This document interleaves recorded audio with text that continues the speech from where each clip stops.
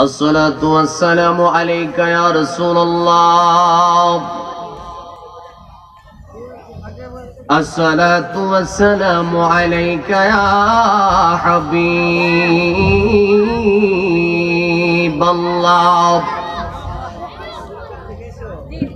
الصلاة والسلام عليك يا شافع المذنبين. الصلاة والسلام عليك يا رحمة للعالمين.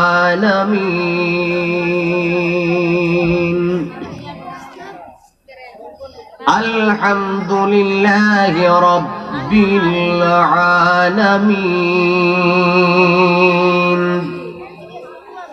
خالق السماوات والأرضين.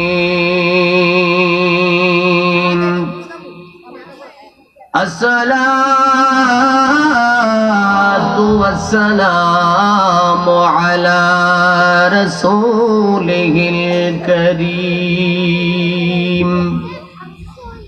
أما بعد فقد قال الله تعالى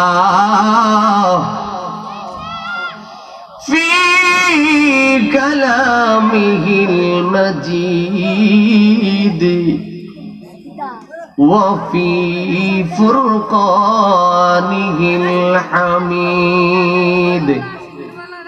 জবান খুলে মেহেরবানি করে সবাই পড়ুন আউযু বিল্লাহি মিনাশ শাইতানির বিসমিল্লাহির রাহমানির রহিম। মিনহা খালাকনাকুম وفيها نعيدكم ومنها نخرجكم تارة أخرى. صدق الله العظيم وصدق رسوله النبي الحبيب الكريم. قال النبي صلى الله عليه وسلم وما تتخذوهم النبي صلى الله عليه وسلم نخامة إلا وقعت في كف رجلا منهم فدلك وجهه جلدا. رواه البخاري. وفي شان حبيبه ومحبوبه ومعشوقه مخبرا وآمرا. إن الله وملائكته يصلون على النبي يا أيها الذين آمنوا صلوا عليه وسلموا تسليما. اللهم صل سيدنا مولانا محمد وعلى آل سيدنا.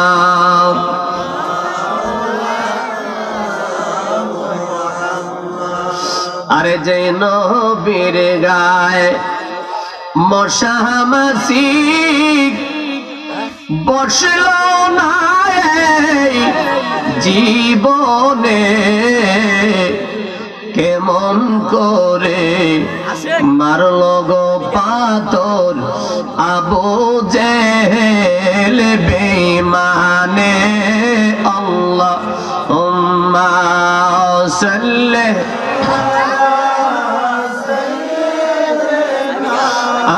মাওলানা মুহাম্মদ ওয়া আলা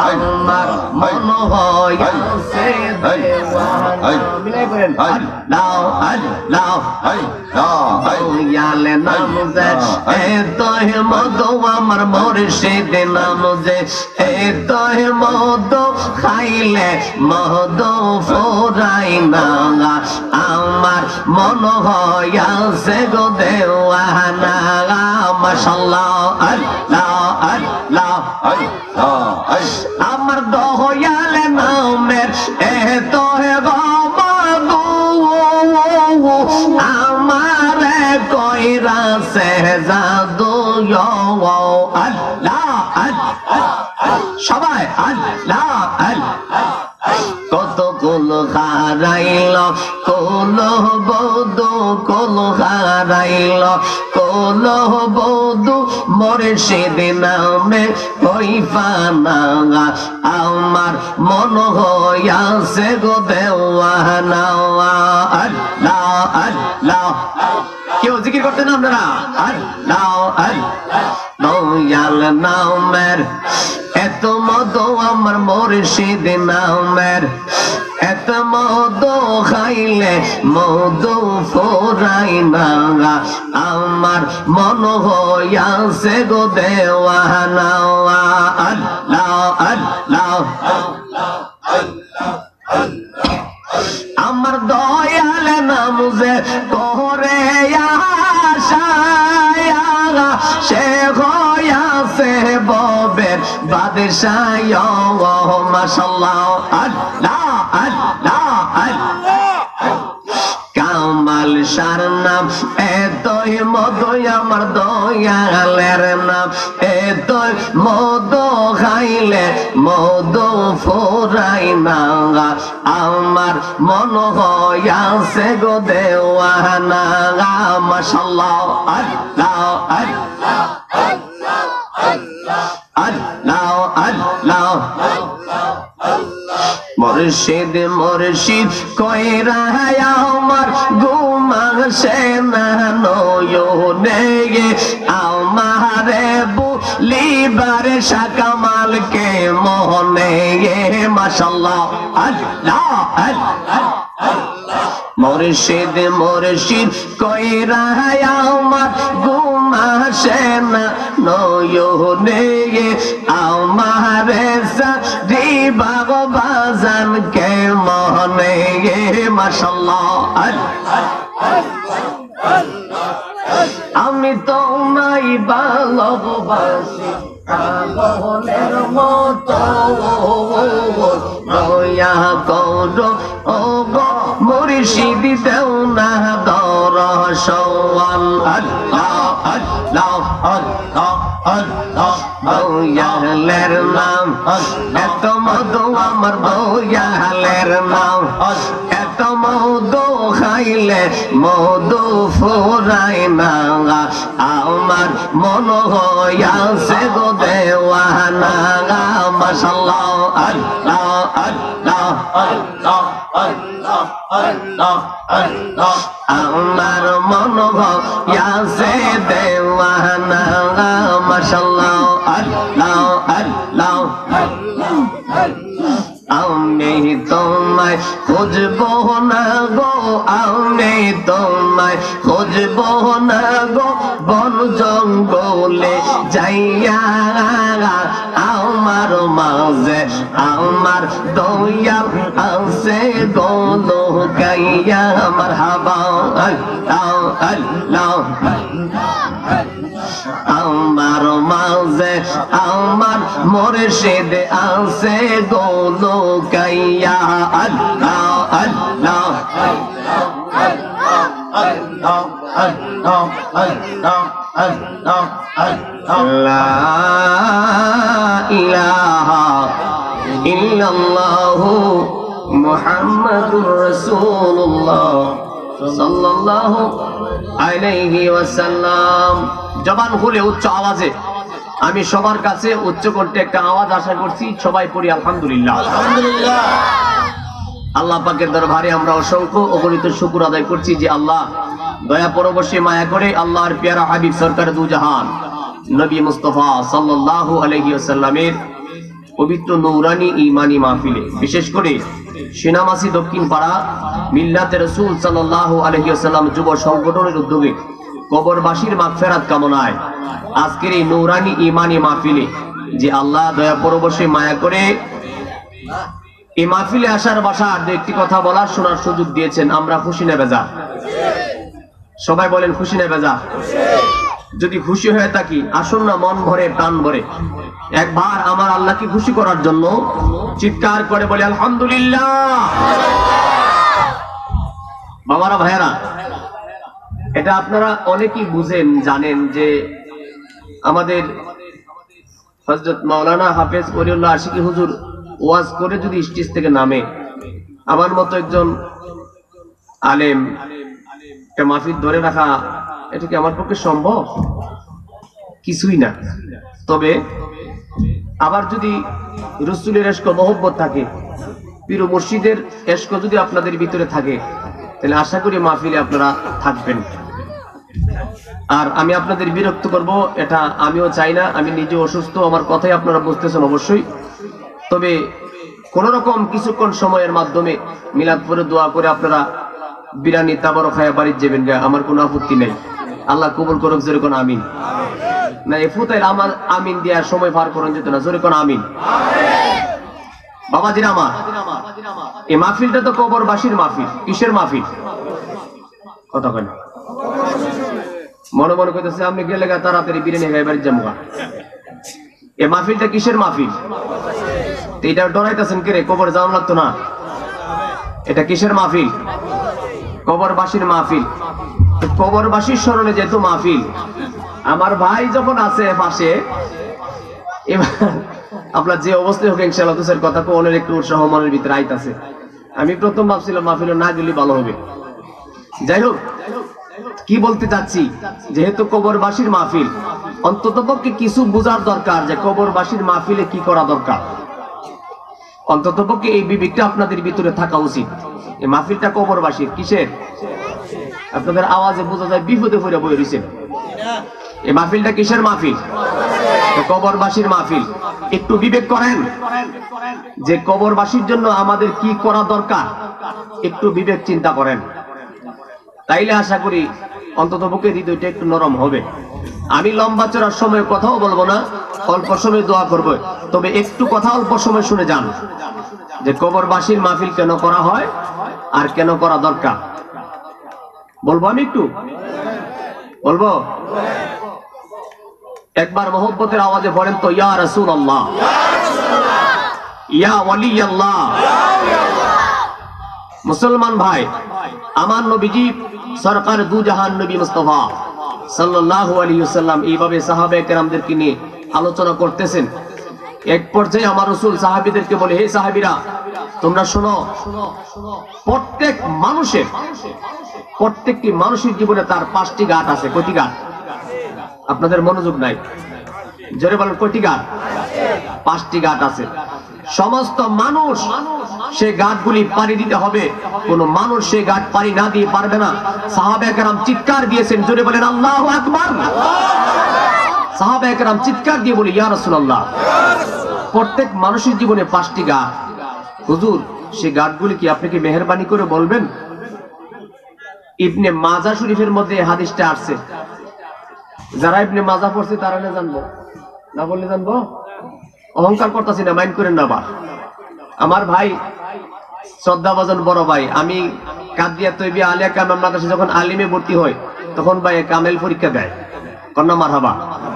তো এই কাদিয়া তৈবি আলিয়া কামেল মাদ্রাসা থেকে আলিমের পরে ফাজেল, তারপরে কামেল ফিকা শেষ করে আবার হাদিস ঢাকা আলিয়া থেকে তাফসির করছি। কিন্তু সিনামাসির মানুষ জানে গোলাপ ভাই, গোলাপ ভাই ওই। এই জন্য কষ্ট পাইতেছেন নাকি? এই জন্য তেলে গিয়ে একদম, এই জন্য পোস্টারের নাম নাই, মনে করছে যে সারা গেছে, কইলি তো এই করবো। আর আমি তো সেই মর্যাদা দিছি, আমি জানি আমার দয়ালের বক্তব্য কিন্তু এই গ্রামে আছে, আমি তো সেই দিকে বিবেক করি। কিন্তু আমার ফির ভাই তো আমার চিনে না, চিনে বিপদে পড়লে ওই 10টার সময় মাহফিল শেষ হয়ে যাবো, গোলাপ বাইরে ফোন দে গোসা হইতেছেন মনো না। আমার ভাইদের সামনে কইতেছি, আমি আজকে উস্কাত কোনো কথা কই না।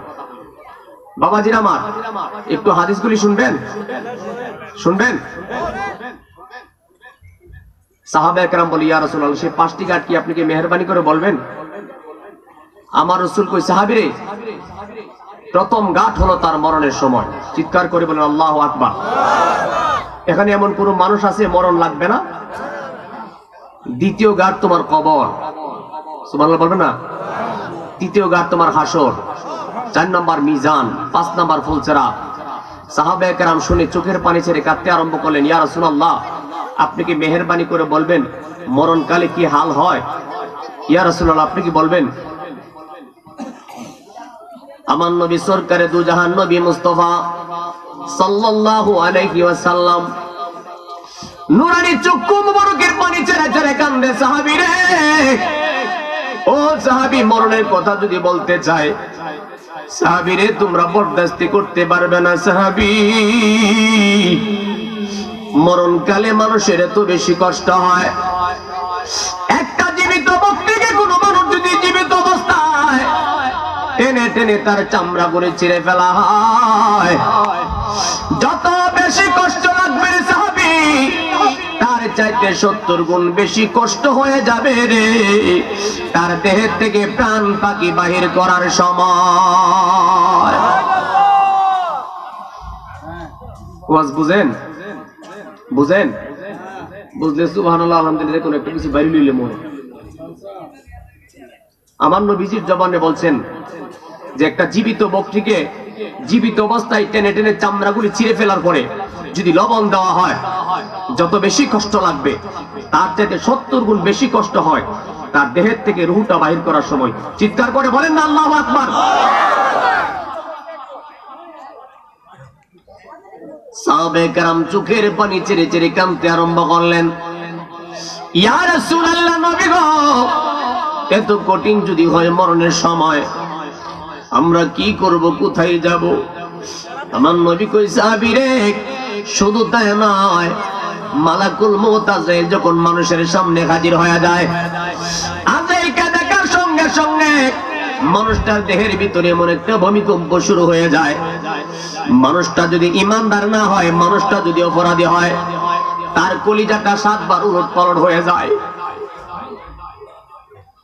এগুলি হাদিস। আমার রাসূল কয়, যদি লোকটার ঈমান না থাকবে, তার কলিজাটা 7 বার উলটপালট হয়ে যায়। সাহাবায়ে কেরাম চোখের পানি ছেড়ে কান্দে, নবীজি, ইয়া রাসূলুল্লাহ, এত কঠিন যদি হয় আমরা কি করব, কোথায় যাব? আমার নবী কই, সাহাবীরে, শুধু তাই নয়, মালাকুল মউত আজরাইল যখন স্বরূপটা নিয়ে হাজির হয়ে যাবে, আজরাইলকে দেখার সঙ্গে সঙ্গে তার হাত পা রোগগুলি ঠাস ঠাস করে ছিঁড়ে যাবে। এজন্য যারা লাশ দোয়ায় তারা জানে অনেক লাশ কিন্তু অনেক রকমের থাকে। দেখবেন কোন কোন মানুষ হাত যেভাবে দিয়ে সেভাবে ভরে যায়, হয় না? কথা কয় না? তার মানে কি, লোকটার যদি ঈমান না থাকবে, গুনাহগার হয়, আজরাইলকে দেখার সঙ্গে সঙ্গে হাত পা রোগগুলি ঠাস ঠাস করে ছিঁড়ে যায়। মুসলমান রঙের গোড়া দৌড়াইতেছেন, হিসাব তো একদিন মিলাইছেন না, ববের ফালে শুধু ফাল লাগায় ঘুরতেছে। মুসলমান আমি গুনাহগারকে আপনারা অনেকেই চিনেন, আপন মানুষ মনে করে গুনাহগার 2টি কথা বলে যায়, বাবা রে। আমার নবী কই, সাহাবীরে, শুধু তাই নয়, মালাকুল মউত আজরাইল যখন মানুষের সামনে হাজির হয়ে যায়, আজরাইলকে দেখার সঙ্গে সঙ্গে তার ভিতরে এমন একটা ভূমিকম্প শুরু হয়ে যায়। এমন সময় যদি তার মুখের ভিতরে 7 সাগরের পানি দেওয়া হয়, যারা পরিমাণ পানির পিপাসা নিবারণ হবে না। সাহাবায়ে কেরাম চোখের পানি ছেড়ে ছেড়ে কাঁদতে, নবী গো, ইয়া রাসূলুল্লাহ, নবীজি, এত কঠিন যদি হয় মরণের সময় আমরা কি করব, কোথায় যাব?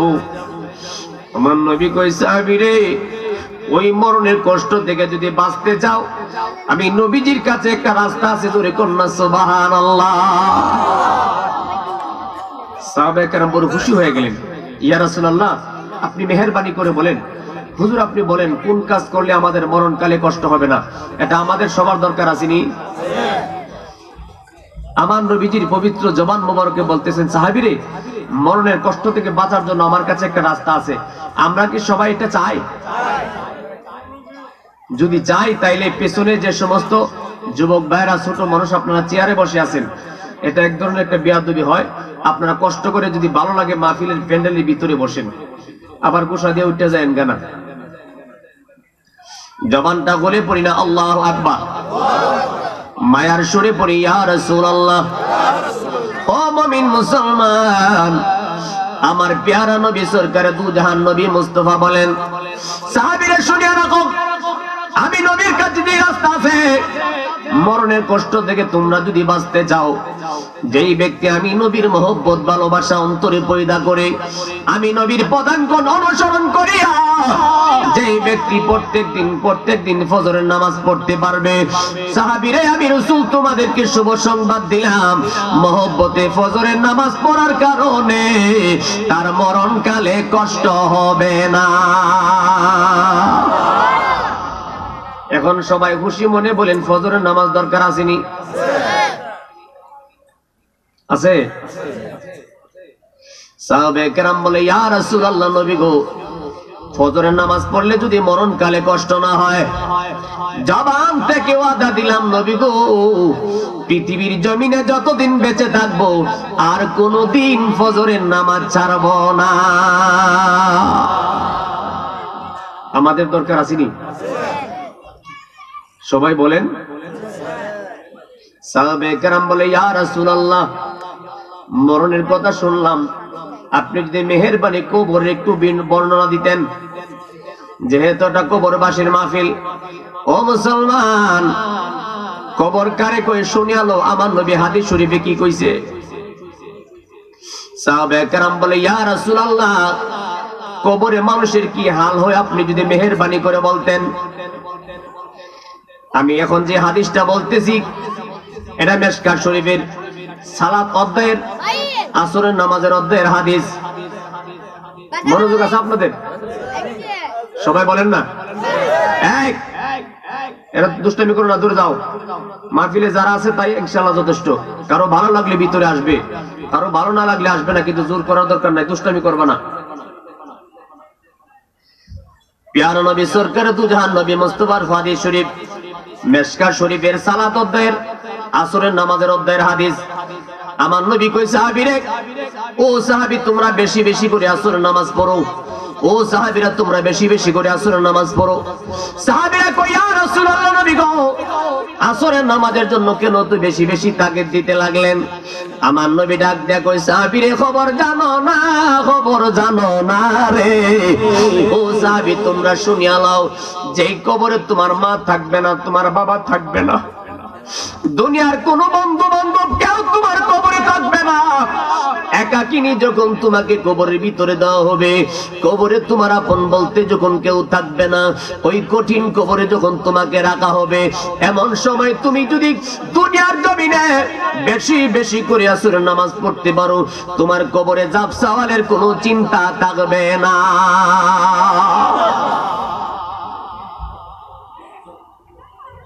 সাহাবে কেরাম বলে ইয়া রাসূলুল্লাহ, আসরের নামাজ পড়লে কবরে জাব সওয়ালের চিন্তা থাকবে না, এটা কেমনে হুজুর? বেশি বুঝতে পারলাম না। আমার নবী কই সাহাবীরা, আসরের নামাজটা তোমারে কেমনে উদ্ধার করে দিব ভালো করে শুনিয়া নাও। মানুষকে যখন কবরে দেওয়া হয়, মুর্দার ব্যক্তি কবরের ভিতর থেকে একেবারে প্রথম যখন চক্ষুটা খুলবে, আমার প্যারা নবীর জবান মোবারকে বলতেছেন, মুর্দার ব্যক্তি সর্বপ্রথম কবর থেকে চক্ষুটা খুলে দেখবে একেবারে আসরের শেষ সময় সূর্য ডুবু ডুবু অবস্থায়। মুর্দার ব্যক্তিকে যখন কবর দেওয়া হয়, প্রথম চক্ষুটা খুলে দেখবে আসরের শেষ সময় সূর্য ডুবু ডুবু অবস্থায়। চিৎকার করে বলেন না সুবহানাল্লাহ। সাহাবে কেরাম বলে ইয়া রাসূলুল্লাহ, ও মায়ার নবীজি, আসরের নামাজটা কেমন করে উদ্ধার করে দেয়? আমার নবী কই সাহাবীরে, যখন মানুষকে কবরে দেওয়া হয়, একটু শুনিয়া লও, এমন মানুষকে কোন দিকে নেয়? একজন ব্যক্তিকে যখন কবরে দেওয়া হলো, কবরে দেওয়ার পরে কবরের ভিতরে ফেরেশতা আগমন করে দুইজন। জোরে বলেন কয়জন? একটু আওয়াজ করে বলেন না, কয়জন?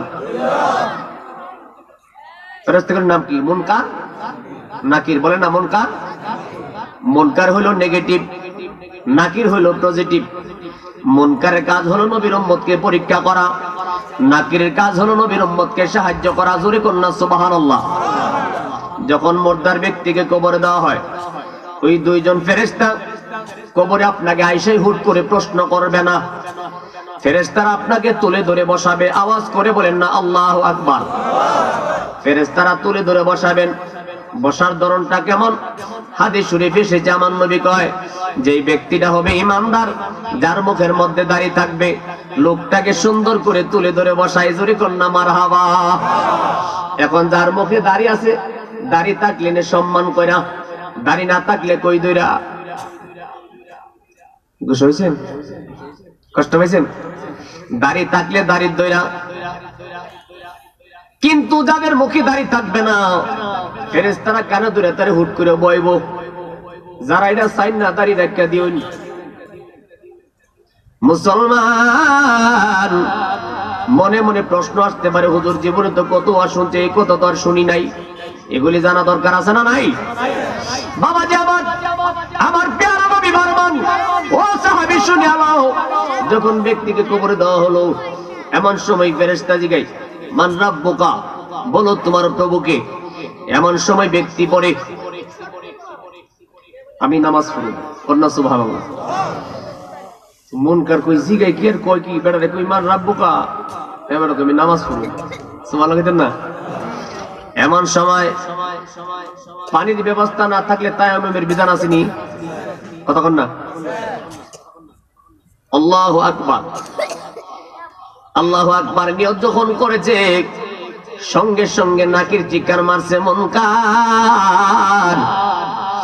ও মুনকার, তুমি যে তার কাছে জানতে চেয়েছো, আল্লাহ সম্পর্কে তুমি বুঝতে চেয়েছো, মুনকারে দেখছো কত সুন্দর ভাবে আল্লাহ পাকের জাত এবং সিফতের বর্ণনা দিয়েছে। যেই ব্যক্তি এত সুন্দর করিয়া আল্লাহু আকবার বলতে পারে রে, আল্লাহ পাকের জবাবটা সঠিক হয়ে গেছে রে, আল্লাহ সম্পর্কে জানার কোনো দরকার লাগবে না। এবার দ্বিতীয় প্রশ্ন শুরু হয়ে গেল, ওয়ামাদ দীনুকা, বলো তোমার দিন কি। এমন সময় ব্যক্তি পড়তে আরম্ভ করলেন, আলহামদুলিল্লাহি রাব্বিল আলামিন আর রহমানির রহিম মালিকি ইয়াউমিদ্দিন ইয়াকা না'বুদু ওয়া ইয়াকা নাস্তাঈন ইহদিনা সিরাতাল মুস্তাকিম। সুবহানাল্লাহ। ইহদিনা সিরাতাল মুস্তাকিম বলার সঙ্গে সঙ্গে নাকে ডাক মারছে মুনকার রে, ও মুনকার, তুমি যে তার কাছে দিন সম্পর্কে জানতে চেয়েছো, দেখছনি লোকটা কত সুন্দরভাবে ইহদিনা সিরাতাল মুস্তাকিম বলেছে।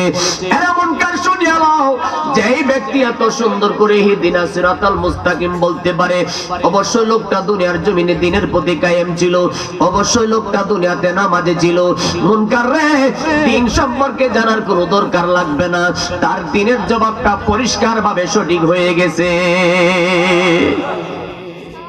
জবাব কয়টা হয়েছে? কথা কই না রে। এবার তৃতীয় প্রশ্ন শুরু হয়ে গেল, মান হাজার রজুল। রজুল মানে পুরুষ। আমার রসুলকে সরাসরি কবরে রেখে এমন করে মুর্দার ব্যক্তিকে জিজ্ঞাসা করা হয়, মুসলমান, এটা বুখারীর হাদিস, আমি যে হাদিসটা এখন বলছি, আমার পাশে হুজুর বসা, জিগাইলে ভাইবেন মান হাজার রজুল, এই পুরুষ লোকটাকে তুমি চিনো কিনা? সুবহানাল্লাহ কইনা রে।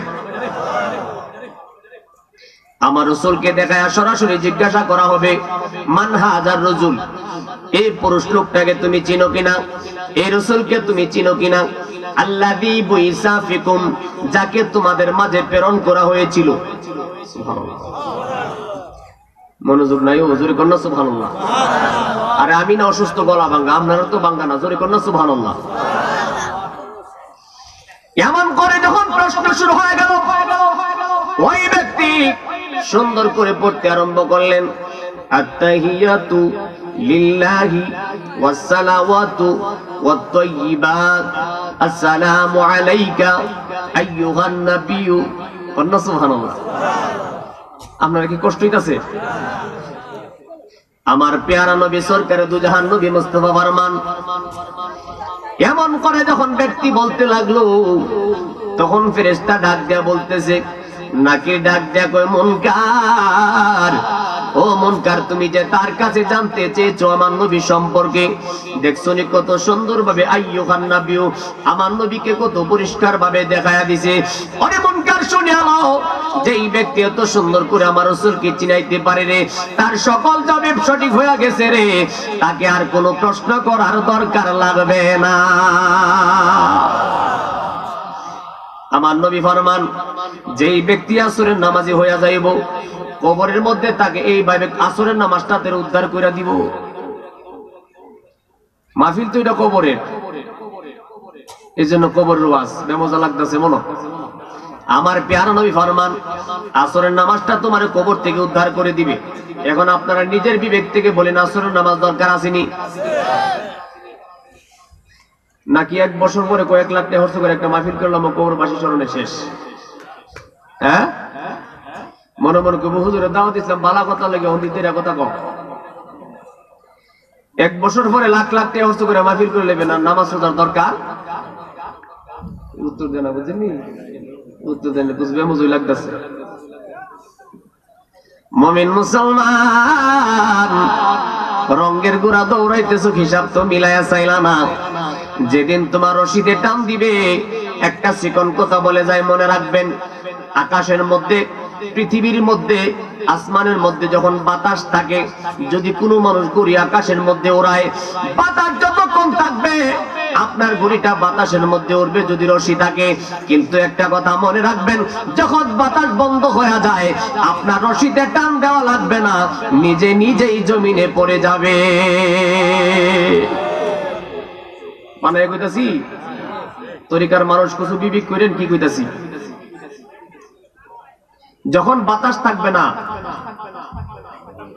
এমনিতেই পড়ে যাবে, তার মানে আপনার ভিতরে যে রূহ আছে, সে প্রাণ পাখি যখন চলে যাবে, তখন আপনাকে কেউ দইরা কিচ্ছু করার লাগতো না, নিজে নিজেই পড়ে যাবেন জমিনে। কথা কন না? পালাই বা কই যাইয়া রে মানুষ, পালাই বা কই যাইয়া, আজরাইল আসিয়া একদিন বান্দিবে কষিয়া রে, জগৎ স্বামীর ঘরে যাইতে হবে রে। কথা বলেন ঠিক না বেঠিক? মুসলমান বলতেছিলাম, মরণের পরে হইল কবর, মরণের পরে কি? সাহাবায়ে কেরাম বলে, ইয়া রাসূলুল্লাহ, আসরের নামাজ পড়লে যদি কবরে যাব সওয়ালের কোনো চিন্তা না থাকবে, হুজুর গো আপনার সঙ্গে ওয়াদা করলাম জীবনে কোনোদিন আসরের নামাজটা ছাড়ব না। আমরা আসরের নামাজ পড়তাম নি? আমার নবীজি ফরমান, মানুষকে যখন কবরে দেওয়া হয়, যদি মানুষটা গুনাহগার হয়, মাটি তাকে চাপা দিতে আসবে। কেমন চাপা জানেন? এই হাদিসটা বুখারীতে আছে, মুসলিম শরীফে আছে, ইবনে মাজাহ শরীফে আছে। আমার রাসূল কই, যখন কবর অপরাধী মানুষটাকে চাপা দেয়, এক পাশের হাড় আরেক পাশে ভেঙে চুরমার হয়ে যায়। আল্লাহু আকবার। সাহাবায়ে কেরাম চোখের পানি ছেড়ে কান্দে, নবী গো কবরের ভিতরে যদি মাটি চাপা দিবে, মানুষ তো পালায়া যাইবার জায়গা নাই।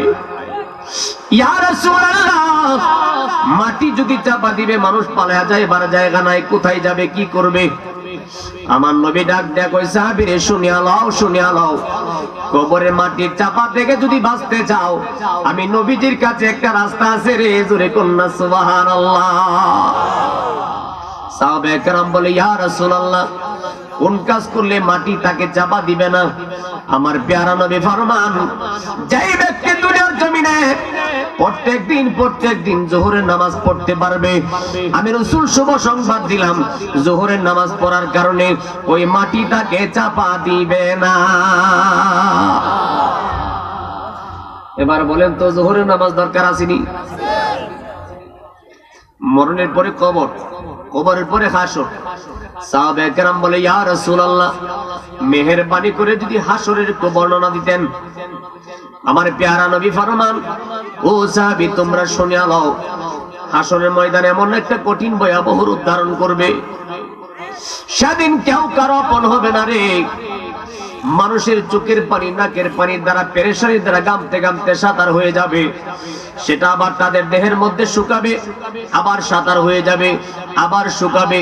কিন্তু সাঁতার যদি হয়ে যায়, তাদের ভিতরে পানির পিপাসা নিবারণ হবে না। মানুষ হাহাকার করে চিৎকার করে কাঁদবে, ইয়া সাকি, ইয়া সাকি, ইয়া সাকি। এমন একটা চিৎকার শব্দ শুরু হয়ে যাবে হাসরের ময়দানে, ইয়া সাকি, পানি পানি পানি বলে চিৎকার শুরু হবে। জোরে করুন আল্লাহু আকবার। সাহাবায়ে কেরাম বলে, ইয়া রাসূলুল্লাহ, ও মায়ার নবী গো, এমন যদি শুরু হয়ে যায় আমরা কি করব, কোথায় যাব? ইয়া রাসূলুল্লাহ, হাসরের ময়দান বড় কঠিন ভয়াবহ রূপ ধারণ করবে। আমার নবী কই, সাহাবীরা তোমরা শুনে নাও, যখন সূর্যটা দুনিয়ার জমিনে তোমরা দেখেছিলে বহু দূরে দেখা যায়, কিন্তু কাল কিয়ামতের কঠিন ময়দান যেদিন শুরু হয়ে যাবে, হাসরের ময়দানে মানুষের মাথার অল্প কিছু সময়ের উপরে সূর্যটা যখন আল্লাহ দিবেন, এমন সময় যারা অপরাধী গুনাহগার, তাদের মাথার মগজগুলি টকবক টকবক করবে, মাথার মগজগুলি টকবক টকবক করবে রে। পায়ের মধ্যে এমন একটা ধাউ ধাউ করে আগুন জ্বলবে, কিন্তু দেখা যায় ওই মাথার টকবকের কারণে পায়ের রোগগুলি, হাত পায়ের রোগগুলি এমন হাল শুরু হয়ে যাবে। আমার প্যারা নবী ফরমান, দুনিয়ার মানুষ তোমরা শুনে আলাও। সাহাবীদেরকে বলে, সাহাবীরে তোমরা ভালো করে শুনে আলাও, যখন ওই হাসরের ময়দান কঠিন অবস্থা শুরু হয়ে যাবে, এমন অবস্থায় মানুষ যখন কোনো উপায় দেখবে না, কোনো উপায় না দেখিয়া পাগলের মতো দৌড়াইতে থাকবে, দৌড়াইতে থাকবে, দৌড়াইয়া যাইতে যাইতে যাইতে যাইতে এক পর্যায়ে আমাদের আদি পিতা আদম নবীর কাছে হাজির হয়ে যাবে।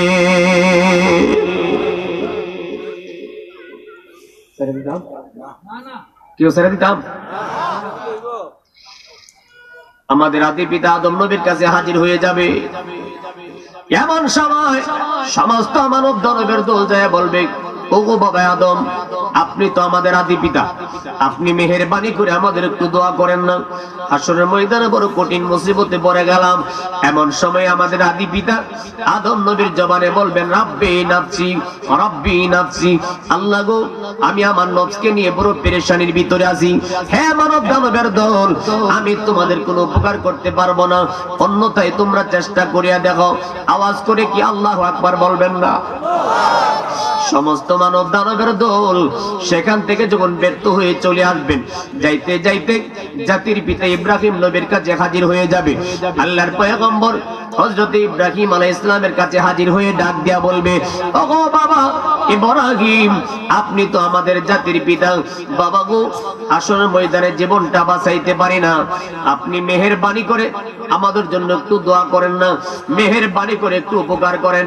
এমন করে যখন কাঁদবে, এমন করে যখন ডাকবে, আমিন মুসলমান, এক পর্যায়ে দেখা যায় আমাদের জাতির পিতা ইব্রাহিম নবী বলবে, রাব্বি নাফসি, রাব্বি নাফসি, আল্লাহ গো, আমি আমাকে নিয়ে বড় পেরেশানির ভিতরে আছি।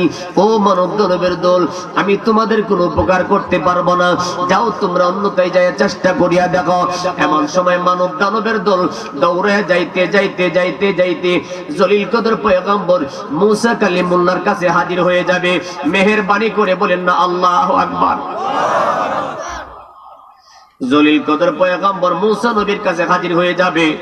মানব দানবের দল যায় বলবে, ও আল্লাহর পয়গম্বর, আল্লাহর পয়গম্বর মুসা নবী গো, আল্লাহ আপনাকে বড় ক্ষমতা দান করেছেন, আমরা শুনেছি আপনার তাপরে আজরাইলের চক্ষু পড়িয়া যায়, আপনি মেহেরবানি করে একটু দোয়া করেন না, হাসরের ময়দান বড় কঠিন মুসিবতে আছি।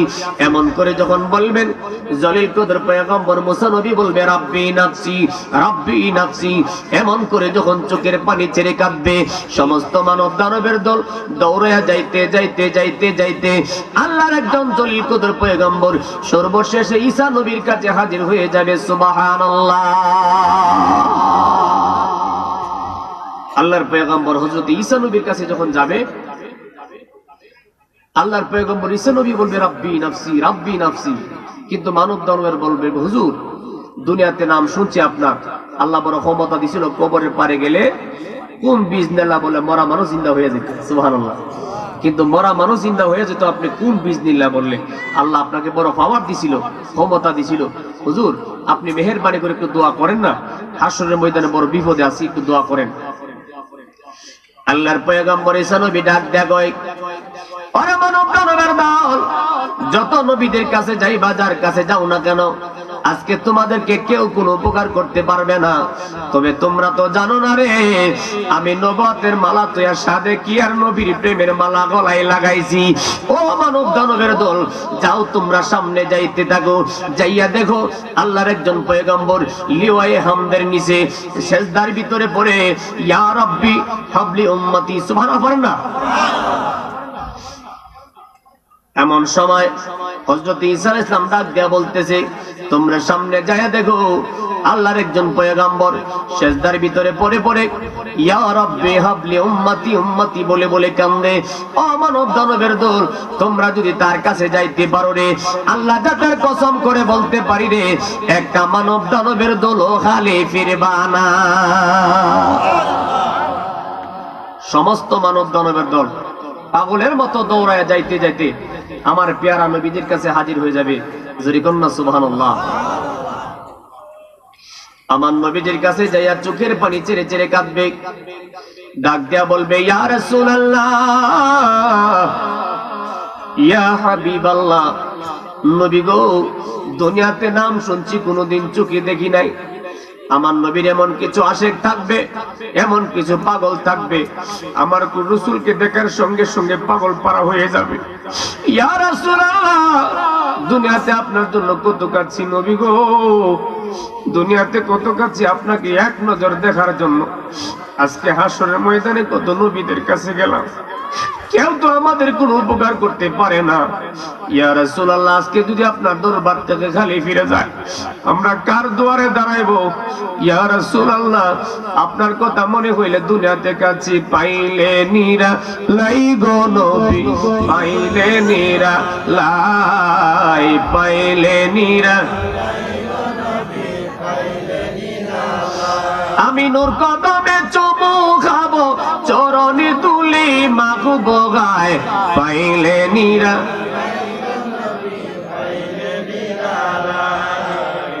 পাইলে নিরা। ওগো আমার যত মনের ব্যথা বলিব তোমায়, তুমি ছাড়া এই জগতে আপন কেহ নাই। কথা বলেন ঠিক কিনা? মুসলমান, এই পৃথিবীর জমিনে যত বন্ধু বান্ধব আছে রে, আমার নবীর মতো বান্ধব খোদার জগতে আর কেউ নাই। অগয় আমার যত মনের ব্যথা বলিব তোমায়, তুমি ছাড়া এই জগতে আপন কেহ নাই। অগ তুমি বিনা ত্রিভুবনে বান্ধবী কেহ নাই গো নবী, পাইলে নিরালাই গো নবী লাই, পাইলে নিরা। মায়ার সুরে বলি না ইয়া রাসূলুল্লাহ। ও মুমিন মুসলমান, এমন করে সমস্ত মানব দানবের দল আমার নবীজির কাছে যাইয়া চোখের পানি ছেড়ে ছেড়ে কাঁদবে। ও মুসলমান, যারা জুমার নামাজ পড়ায়, জুমার খুতবার ভিতরে এই হাদিসটা আছে, আমি এখন যে হাদিসটা বলতেছি, সমস্ত মানব দানবের দল আমার নবীজির কাছে যাইয়া চক্ষু মুবারকের পানি ছেড়ে ছেড়ে এমন করে যখন পাগল হালাতে কাঁদবে, আমার নবীজি নোরানি দুইটা হাত এমন করে বাড়ায়া দিবে।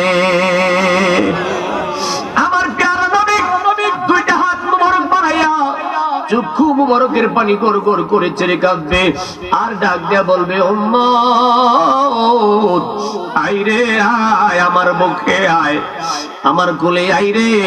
আমি 63 সাল তোমাদের জন্য কাঁদছি, আমি 27 বছর মেরাজে যাইয়া তোমাদের জন্য কাঁদছি, আমি এখনো তোমাদের জন্য কান্দি। উম্মত রে আয়, আমার বুকে আয়, আমার কোলে আয়। ও মুসলমান, লেওয়ায়ে হামদের নিচে আমার নবীজির শের মুবারক, মাথা মুবারক যখন এমন করে লেওয়ায়ে হামদের নিচে মাথা মুবারক নিচের দিকে দিয়ে যখন ইয়া রাব্বি হাবলি উম্মতি উম্মতি বলে বলে কাঁদবে, এমন সময় আমার আল্লাহর কুদরতে জবানে বলবেন ইরফা রাসাক। সুবহানাল্লাহ। আরবি ভাষা তো আপনারা কোরআন তো বোঝেন না, যারা মাদ্রাসায় পড়ছে তারা বোঝে। ইরফা রাসাক অর্থ হলো বন্ধু আপনি মাথা উঠান। বলা হয় না? আল্লাহ বলবেন বন্ধু ইরফা রাসাক, আপনি মাথা উঠান। ইউশাফা তুশাফা, বন্ধু গো আমি তো আপনাকে শাফায়াতের অধিকারী বানাইছি, আমি তো আপনাকে শাফায়াতের কান্ডারি বানাইলাম, আমি আপনাকে শাফায়াতের অধিকারী দিলাম। ইউশাফা তুশাফা, আপনি যাকে খুশি যত মনে চাইবে তত লইয়া জান্নাতে চলিয়া যা। যেই নবী লেওয়ায়ে হামদের নিচে উম্মতি উম্মতি বলে কাঁদবে, আর সেই উম্মত কেমনে রে? মাথার মধ্যে টুপি নাই, নামাজ নাই, রোজা নাই। সেই উম্মত সুদ ছাড়া কিছু বোঝে না, সেই উম্মত ঘোষ ছাড়া কিছু বোঝে না। ওয়াজ মনে বেশি মজা লাগতেছে। আরে যাই নবী তোমার জন্য 27 বছর মেরাজে কাঁদছে, 63 বছর জাহিরি ভাবে দুনিয়াতে কাঁদলেন, এখনো আমার নবীজি কান্দে সারাটা। এমনকি হাদিস শরীফে দেখলাম আমার নবী ফরমান, একটা উম্মত যতক্ষণ পর্যন্ত জান্নাতে যাবে না ততক্ষণ পর্যন্ত আমার নবীর চক্ষু মুবারকের কান্না থামবে না। এরপর সেই উম্মত, আমরা সেই নবীর জন্য মায়া লাগে না, সেই নবীর কথা মনে হয় না, সেই নবীর জন্য চোখ দিয়া পানি আসে না। আমরা দুনিয়ার প্রেমে পাগল হয়ে গেছি।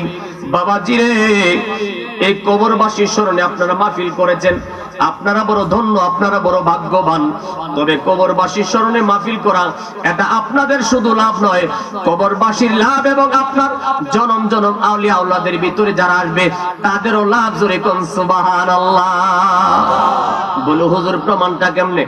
আমার নবীজির পবিত্র জবানে বলেছেন, এই পৃথিবীর জমিনে কেউ যদি 3টা কাজ করে যাইতে পারে, এই সবগুলি সব সময় কবরে যাইতে থাকে।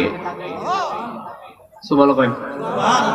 এর ভিতরে একটা কাজ হলো, এই পৃথিবীতে কেউ যদি সৎকা জারিয়ার কোনো কাজ করে যায়, সৎকা জারিয়ার কাজের ভিতরে আপনি একটা মসজিদ করে গেলেন, একটা আহলে সুন্নাত ওয়াল জামাতের সঠিক আকীদার একটা মাদ্রাসা করে গেলেন, অথবা কোনো একটা মাহফিল বাৎসরিক ভাবে প্রতিষ্ঠিত করে গেলেন, অথবা কবরস্থানে একটু সহযোগিতার জন্য একটা বাউন্ডারি করে দিলেন, অথবা মাটি ফালাইয়া দিলেন, অথবা 1 দিরহাম টাকার পরিমাণ যদি কোনো উপকার করিয়া থাকেন, কিয়ামত পর্যন্ত সওয়াবগুলি পাইতে থাকবে।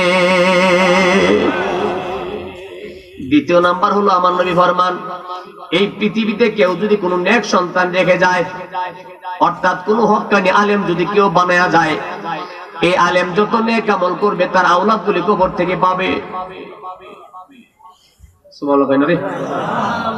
তৃতীয় নাম্বার হলো, এই পৃথিবীতে কেউ যদি কাউকে কোরআন শিক্ষা দেয়, একটা হরফও যদি কেউ কাউকে শেখায়, মুসলমান একটা হরফও যদি কেউ কাউকে শিখাইতে পারে, কিয়ামত পর্যন্ত ওই সওয়াব কবর থেকে পাইতে থাকবে। কিন্তু এখন দেখা যায় কোরআন শিক্ষার খবর আমাদের কাছে নাই। স্কুলে শিক্ষার জন্য মা ঘুম থেকে উঠিয়া বাচ্চার ব্যাগটা নিচে পর্যন্ত নিয়ে যায়, অথচ ফজরের নামাজের কথা কইলে সেরা কালা হয়ে যায়।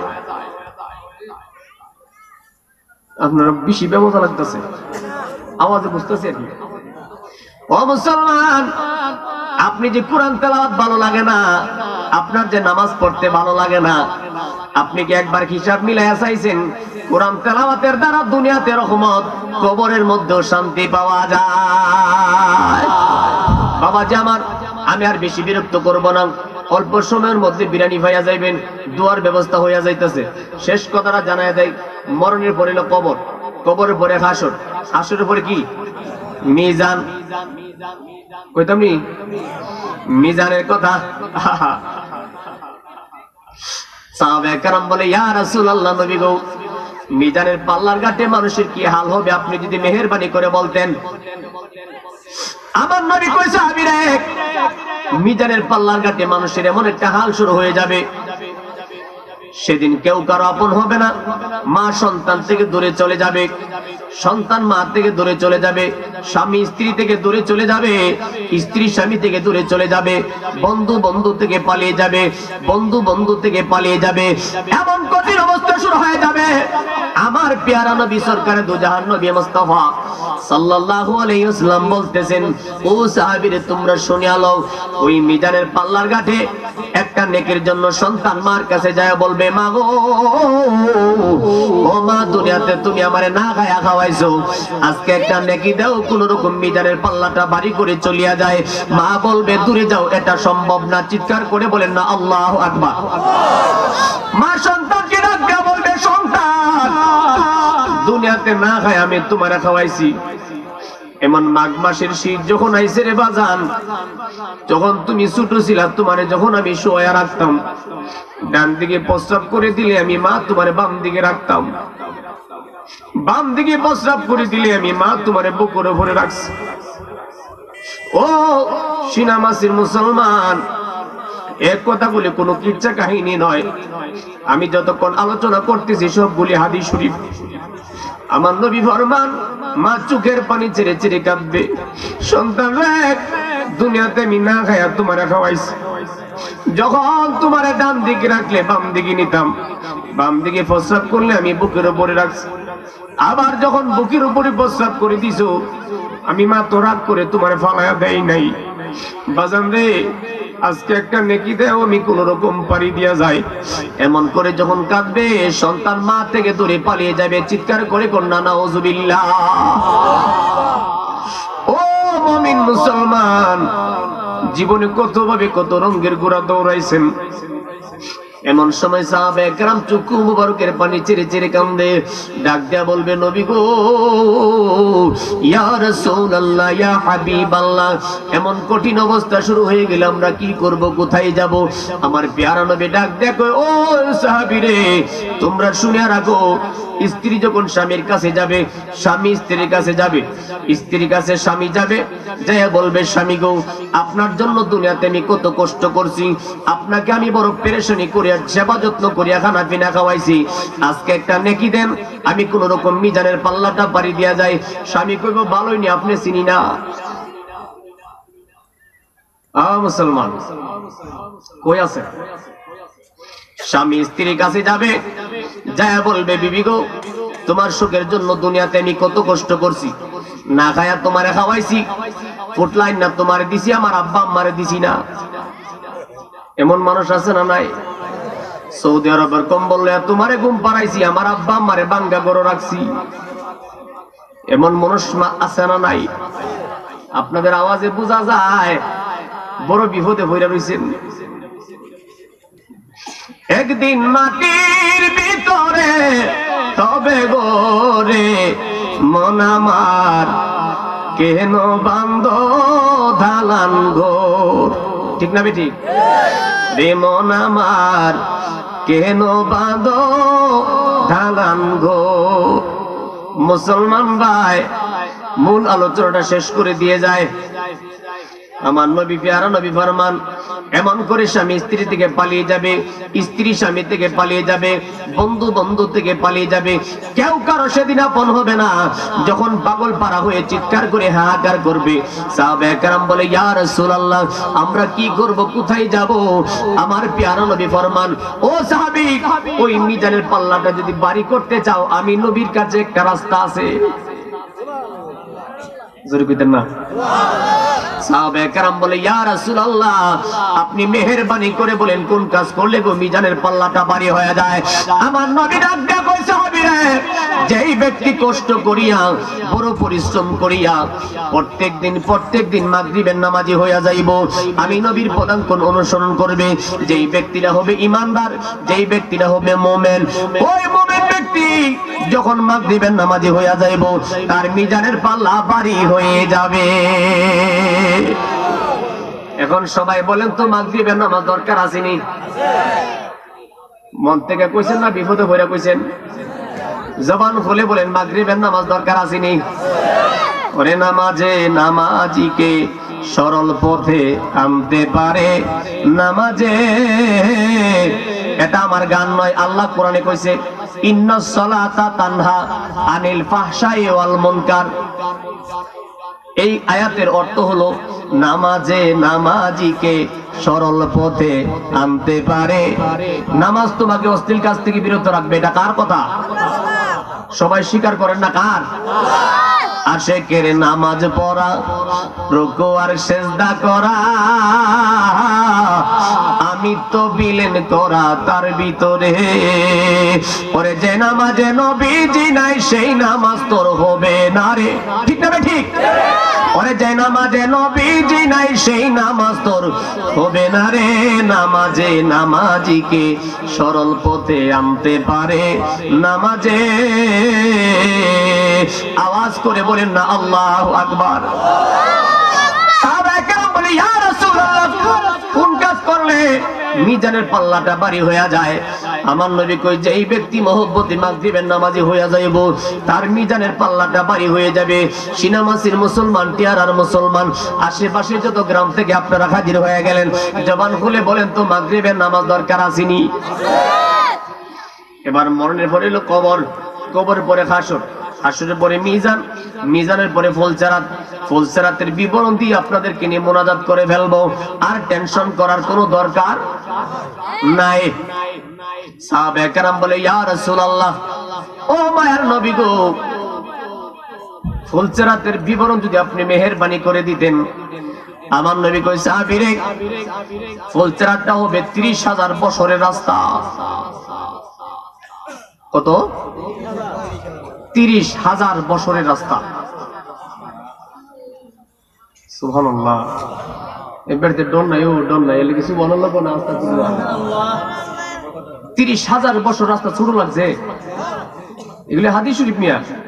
আমার নবী কই ফুলসেরাতটা হবে ৩০,০০০ বছরের রাস্তা। সাহাবায়ে কেরাম বলে ইয়া রাসূলুল্লাহ ৩০,০০০ বছর রাস্তা, এত বড় রাস্তা কেমন করে মানুষ পাড়ি দেবে? আমার নবী কই সাহাবীরা শুধু তাই নয়, সেটা হবে চুলের মতো চিকন হীরার চেয়েও সাহাবায়ে কেরাম চোখের পানি ছেড়ে কাঁদতে আরম্ভ করেছে। ইয়া রাসূলুল্লাহ, ও মায়ার নবী গো, ৩০,০০০ বছর রাস্তা, চুলের মতো চিকন, আবার হীরার চেয়েও ধার, এত বড় রাস্তাটা মানুষ কেমন করে পাড়ি দিয়ে যাবে? হুজুর গো, আমরা কি করব, কোথায় যাব? আমার নবী ডাক দেয়া কই সাহাবীরে তোমরা কি এইটুকুর ভিতরে শেষ মনে করেছো? না না, চুলের মতো চিকন, হীরার চেয়েও ধার। কিন্তু সেই রাস্তাটা পাড়ি দেওয়ার জন্য অনেক প্রকারের সিস্টেম আছে। সুবহানাল্লাহ। বলে কেমনে? আমার নবী কই ৩০,০০০ বছর রাস্তাটা কোন মানুষ চোখের পলকে পার হয়ে যাবে, কোন মানুষ বিজলির আকারে পার হয়ে যাবে, কোন মানুষ হামাগুড়ি দিয়ে কোন রকম পার হয়ে যাবে, কোন মানুষ কেটে কেটে পড়ে যাবে। জুরি করুন আল্লাহ। সাহাবায়ে কেরাম বলে ইয়া রাসূলুল্লাহ, কোন মানুষ চোখের পলকে পার হয়ে যাবে, কোন মানুষ বিজলির আকারে পার হয়ে যাবে, কোন মানুষ কোন রকম পার হয়ে যাবে, কোন মানুষ কেটে কেটে পড়ে যাবে। নবী গো, এত কারণ কেন হবে গো? ইয়া রাসূলুল্লাহ, এত কারণ কেন হবে? আমার প্যারা নবী সরকার দু জাহান নবী মুস্তাফা সাল্লাল্লাহু আলাইহি ওয়াসাল্লাম পবিত্র জবান মোবারকে বলতে লাগলেন, ও সাহাবী তোমরা শুনে নাও, এই দুনিয়ার জমিনে, এই পৃথিবীর জমিনে যেই মানুষটার যত বেশি নেক আমল থাকবে, আল্লাহু আকবার, এই দুনিয়ার জমিনে যেই মানুষটার যত বেশি নেক আমল থাকবে, ইমানদার ব্যক্তির নেক আমলগুলি ওই ফুলসেরাতের ঘাটে লাইট হয়ে দাঁড়াবে। যার লাইটের গতি যত বেশি থাকবে রে, তত গতিতে পার হয়ে যাবে। এখন নিজের বিবেকের প্রশ্ন করেন, কবরবাসীর মাহফিল, এখন নিজের বিবেকের কাছে প্রশ্ন করেন, আমলের দরকার আছে না নাই?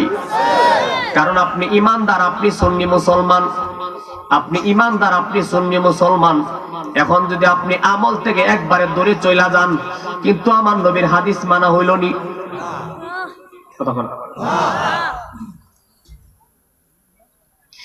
মানুষ সারা জীবন একরকম থাকে না, সারা জীবন আপনাকে একভাবে চললে চলে না। একটু নিজেকে পরিবর্তন করার চেষ্টা করেন। সাদা কাপড় লাগায়া, সাদা পাঞ্জাবি লাগায়া জিয়ের নাম ফুতের নাম কয়ে সুদি লাগাইয়া করবেন, সমাজের ভিতরে আপনি বড় নামি দামি, এগুলি আল্লাহ জানে কি জানে না? আওয়াজে বোঝা যায় বন্ড খা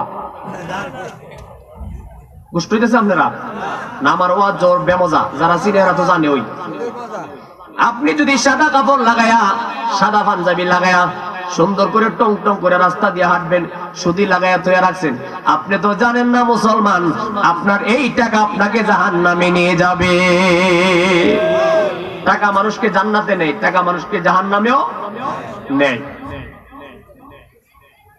খুব সাবধান, টাকা মানুষকে জান্নাতে নেই, টাকা জাহান্নামেও নেই। একটা হালাল টাকা ব্যবসা বাণিজ্য করে পরিশ্রম করে একটা হালাল টাকা কবরবাসীর মাহফিলে 1 টাকা দান করছেন, ইনশাআল্লাহ 1 টাকাই নাজাতের ফায়সালা হয়ে যাবে। পড়েন সুবহানাল্লাহ। সুবহানাল্লাহ আওয়াজে বোঝা যায় ফায়সালা হইতো না? চিৎকার করে বলেন না সুবহানাল্লাহ। ও মুমিন মুসলমান ভাই, কিসের কারণে অমিত্য গৌরব, কিসের কারণে অহংকার, কিসের কারণে বেড়াগিরি করে ঘুরতেছেন? বেড়াগিরি তো থাকবে না, বেড়াগিরি মাত্র একদিন 1 সেকেন্ড তো আল্লাহর কাছে লাগে না। কথা বল না? আমি আমার মূল হাদিসটা শেষ করে দেই।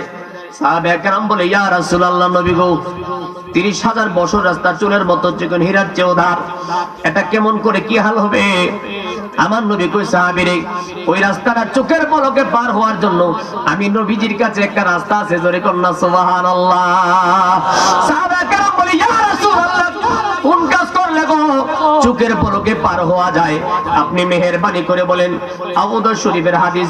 এখন আমি যেই হাদিসটা বলতেছি, আমার নবী সরকারের দুজাহান নবী মুস্তাফা ফরমান, যখন আমার নবীজিকে সাহাবায়ে কেরাম প্রশ্ন করেছে, আমার নবী কই, সাহাবীরা শুনে আলো, যেই ব্যক্তি আমি নবীর মহব্বত ভালোবাসা নিয়া আমি নবীর পদাঙ্কন অনুসরণ করে, যেই ব্যক্তি প্রত্যেক দিন ইশার নামাজি হইয়া যাইব, যেই ব্যক্তি তাহাজ্জুদের নামাজি হইয়া যাইব, ওই 30,000 বছর রাস্তাটা চোখের পলকে পার হয়ে যাবে।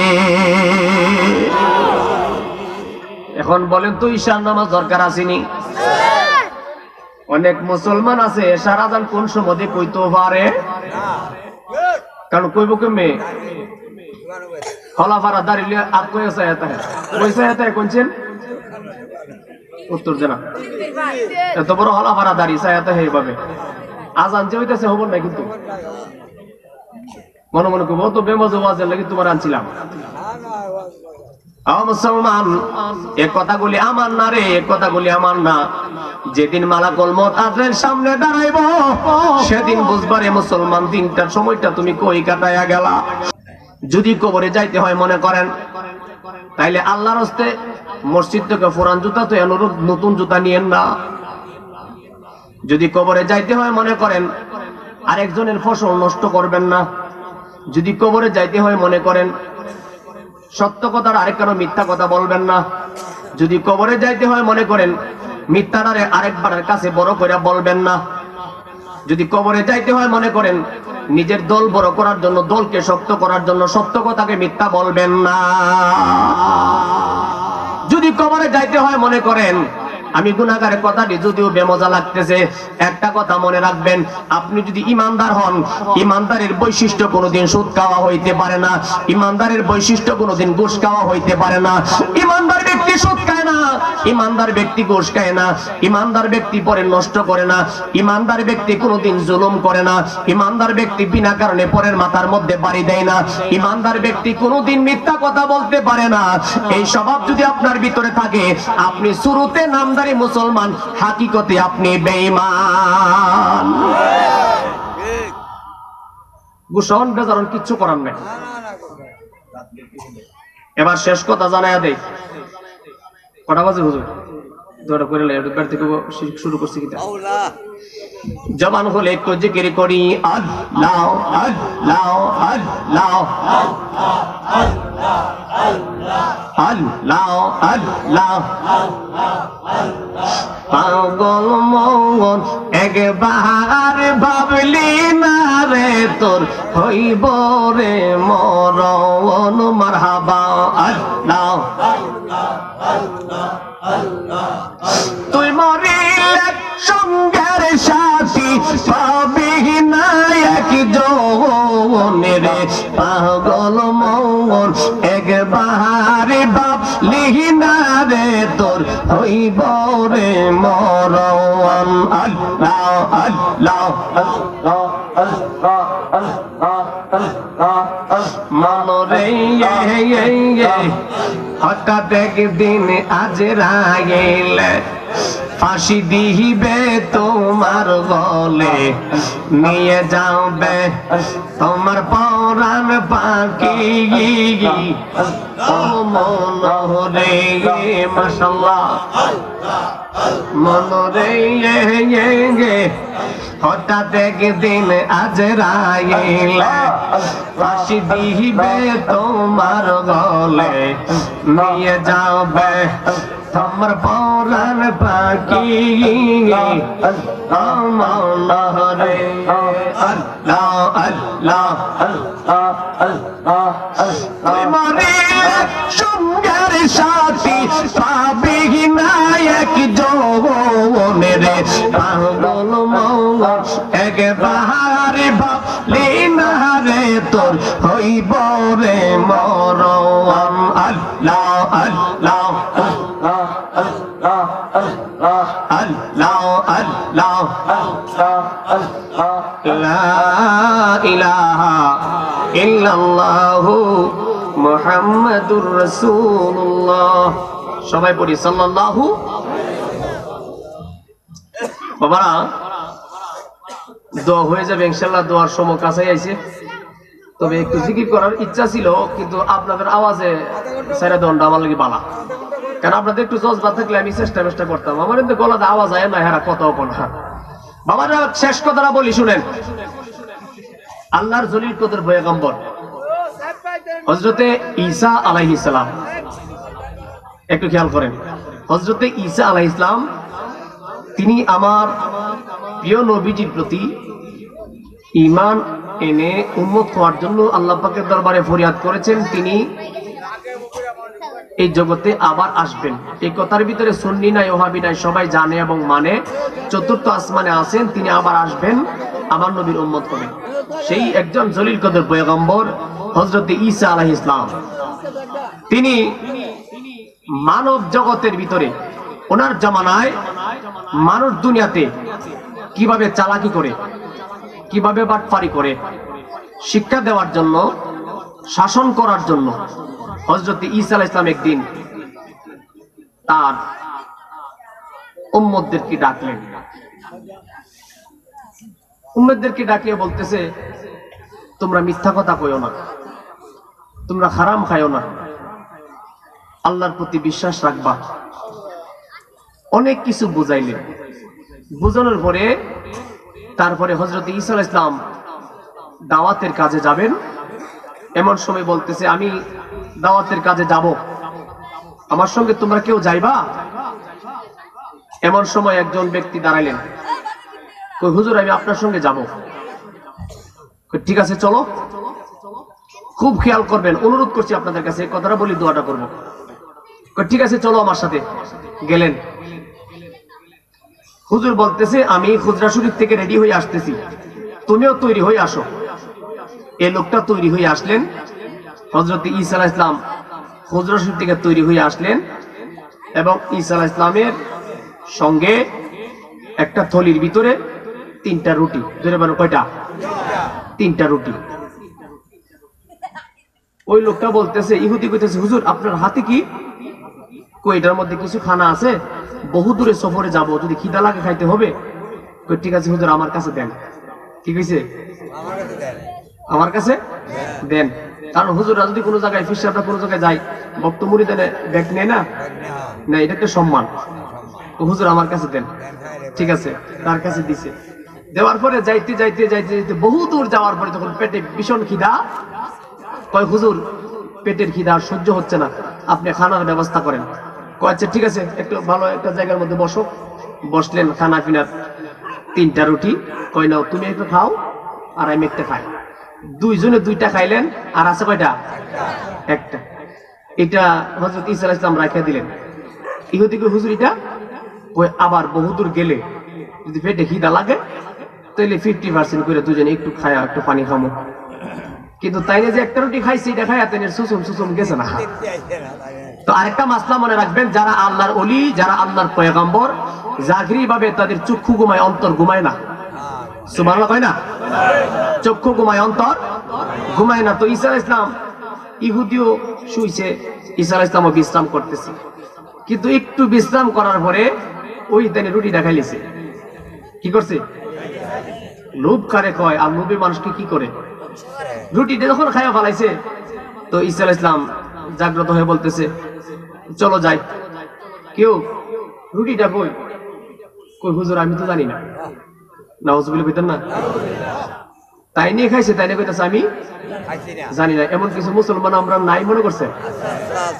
হারাইকে একটা বয়া কো। ইহুদি কই, হুজুর আল্লাহ জাতের কসম করে বলি, আপনি এত বড় একজন পয়গম্বর, আপনার সঙ্গে আমি সবর সঙ্গী হইলাম, আমি কি মিথ্যা কথা বলতে পারি? নাউজুবিল্লাহ কয় না? ঈসা নবী কই, তুমি খাও নাই? কয় না হুজুর, আপনি বিশ্বাস করেন রুটির কথা আমি কইতেই পারি না। আচ্ছা ঠিক আছে চলো। যাইতে যাইতে বহুদূর, যাইতে যাইতে বহুদূর যাওয়ার পরে যখন পেটের মধ্যে খিদা লাগছে, এমন সময় ইহুদি কই, হুজুর পেটের খিদা ইন্দুর দৌড়ায়, আর তো হাঁটতাম পারি না। আল্লাহর নবী কয়, ইহুদি রে, রুটিটা যদি থাকতো দুইজনে খাইতাম। ইহুদি কই, হুজুর আপনি আবার এই রুটির কথা মনে করেন? দূর দূর, এটার কথা আমি কিচ্ছুই জানি না, আপনি আবার এটার কথা কোন? আমি যে কথাটি কইতাছি এটা কিন্তু কোরআনের তাফসীর, কোনো অন্য কিচ্ছা কাহিনী না। আল্লাহর পয়গম্বর ঈসা আলাইহিস সালাম ডাক দিয়া কয়,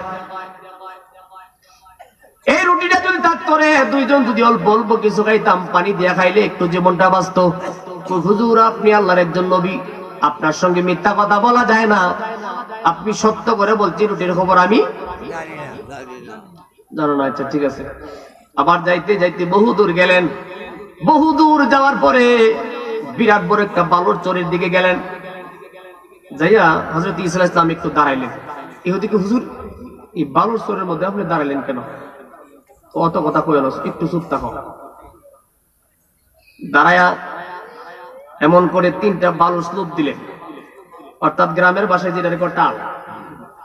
3টা বালুর স্লুপ, 3টা বালুর বড় বড় টাল দিলেন এমন করে। দেওয়ার পরে দেখা যায় ইহুদি ডাক দিয়ে, হুজুর বালু জমাইতেছেন কেন? আপনি একজন নবী, বালু ডালু দিয়ে আপনি কি করবেন? একটু অপেক্ষা করো। আল্লাহর পয়গম্বর হযরত ঈসা আলাইহিস সালাম যখন নবুয়তের চক্ষু ধরা তাকাইছে, সঙ্গে সঙ্গে 3টা স্বর্ণের চাক্কা হয়ে গেছে। কি হইছে? এত বড় বড় স্বর্ণের চাক্কা, ইহুদির দীক্ষা তো আর উস না। হুজুর আপনি এত বড় ক্ষমতা, বালুর টালের মধ্যে চাইছেন, স্বর্ণের চাক্কা হয়ে গেছে গা। এমন সময় আল্লাহর পয়গম্বর ঈসা নবী ডাক দেয়া কয়, ইহুদি রে, যে আল্লাহ আমাকে এমন ক্ষমতা দান করছে, ওই আল্লাহর কসম কইরা কই, সত্য কইরা করি আমার রুটিটা কেডা আইছে?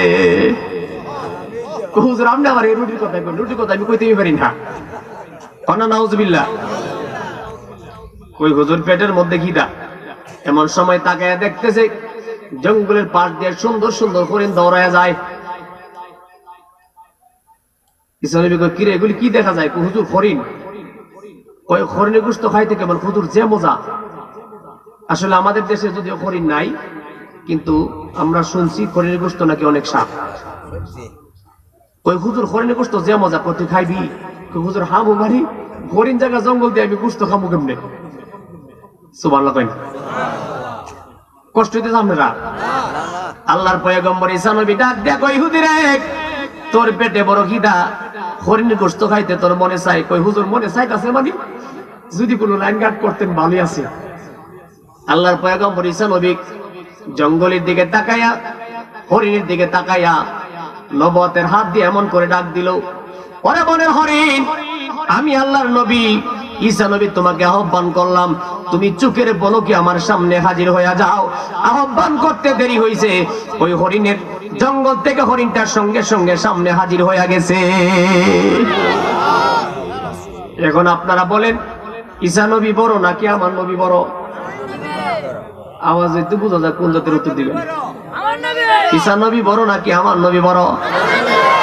আমার নবী বড়, এটা গৌরব করে বলে গুণ হইতো না। কোন কোন গৌরব করলে সওয়াব হয়, কোন কোন গৌরবের মধ্যে গুনাহ হয়।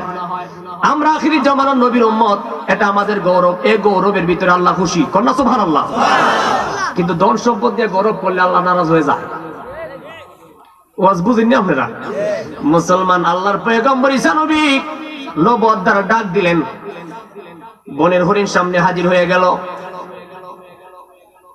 হাজার হাজার কথা, লম্বা করে লাভ নাই। তাড়াতাড়ি করে জবাই করলেন, জবাই কর, ফাঁকশাক কর।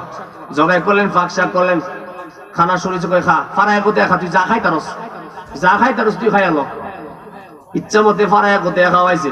খাওয়ানোর পরে যেই জায়গার মধ্যে হাড়গুলি একসাথে ছিল, আল্লাহর পয়গম্বর ঈসা নবীকে হাড়গুলি একত্রিত কর। একত্রিত করলেন, কই আমার কাছে দে। দেওয়ার পরে আল্লাহর পয়গম্বর হযরত ঈসা নবী হাড়গুলি এমন করে একত্রিত করে ছুঁড়ে মারলেন, সঙ্গে সঙ্গে আবার জিন্দা হরিণ হয়ে গেছে। আবার জিন্দা হরিণ হয়ে দৌড় মারছে। ঈসা নবী কি আশ্চর্য না, হুজুর আপনার এত বড় ক্ষমতা, এটা কোন জব করে খাইলাম, ফের রীতি তো কোনো হজম হয়েছে না, আবার জিন্দা হরিণ হয়ে গেছে, আপনার এত বড় ক্ষমতা। আল্লাহ নবী ঈসা নবী ডাক দিয়া বলতেছে, ইহুদি রে, যে আল্লাহ আমার এমন ক্ষমতা দান করেছে, বনের হরিণকে ডাক দিলে আমার সামনে হাজির হয়ে যায়। ওই ইহুদি বনের হরিণকে ডাক দিলে আমার সামনে হাজির হয়ে যায়। আমি হাড়গুলি একসাথে চুরে মারলে জিন্দা হরিণ হয়ে যায়। ওই আল্লাহর কসম করে বলি রে, সত্য কইরা কসেন আমার রুটিটা কেনা হাইছে। সুবহানাল্লাহ কইনা রে। ইহুদি কো, হুজুর আপনি আবার হে রুটির কথা মনে করতেছেন, আপনি ঘুরে হালি হে রুটির কথা। হুজুর রুটির কথা আমি কইতারি না, কন্যা নাউজুবিল্লাহ। এমন কিছু মুসলমান আছে না নাই?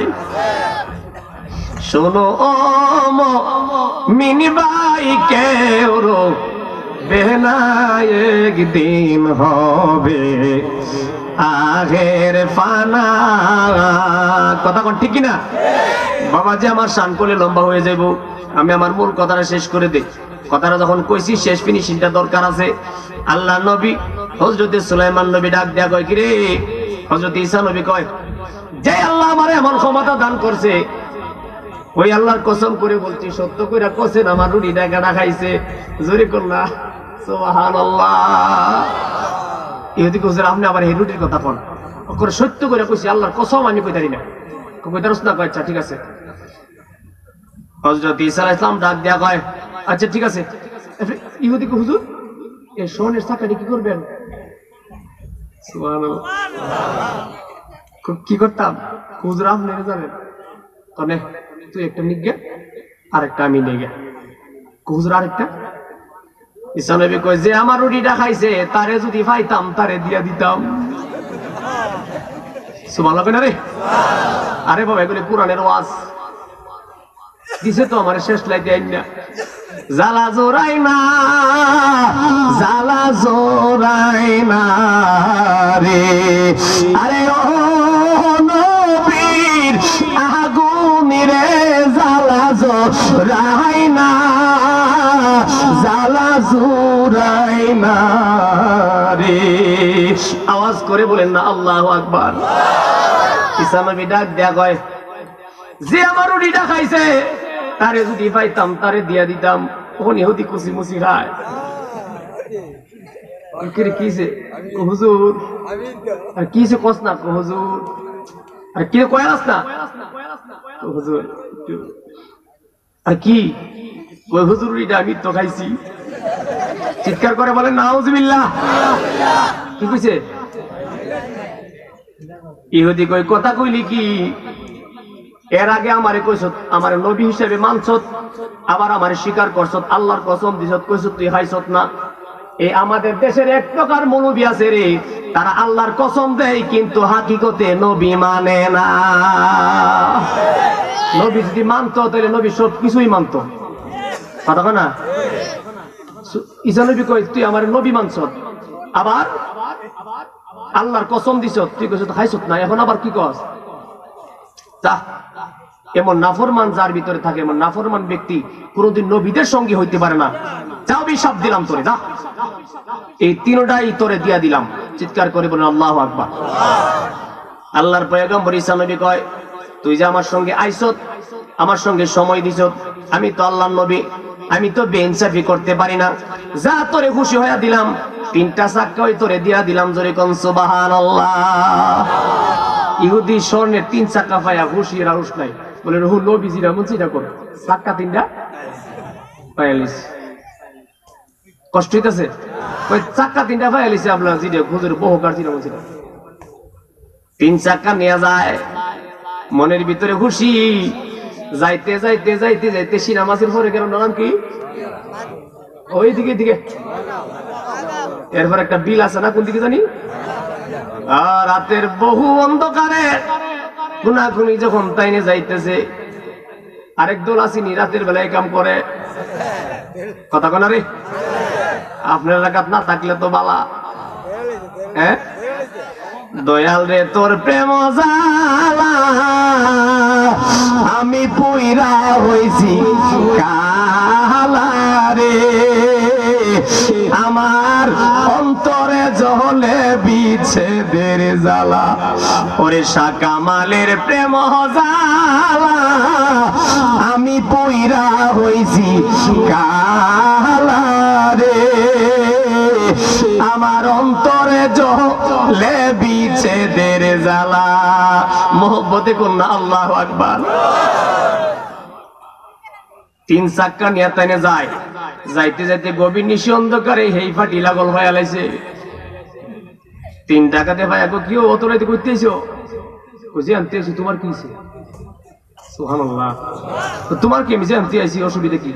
দিহি তো দিহি এদিকে তো 3 চাক্কা কোনো মতে ঘুরে যাইতেছে, বুঝেন না? কোন মানুষের কাছে যদি গুরুত্বপূর্ণ কোনো জিনিস থাকে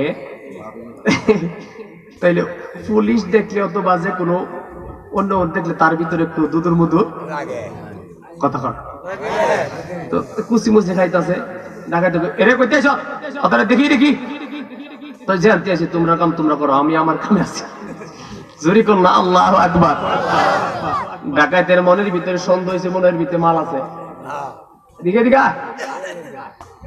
বাবা সরাইয়া তাকে দেখে রে অত বড় স্বর্ণের চাক্কা 3টা, ডাকাতের রুশ আছে, এ কইতে হইছ কইছি আনতে পাইছি, তোমরা ভাও দূরে আল্লাহর রাস্তায় চাই আমার ছেড়ে দাও। ডাকাইতে কয় ছাড়তাম পরে একটা শর্ত, কি জিনিসটা আমরা দেলাইলে কি করলে এটা দিয়ে আল্লাহ ছেড়ামু।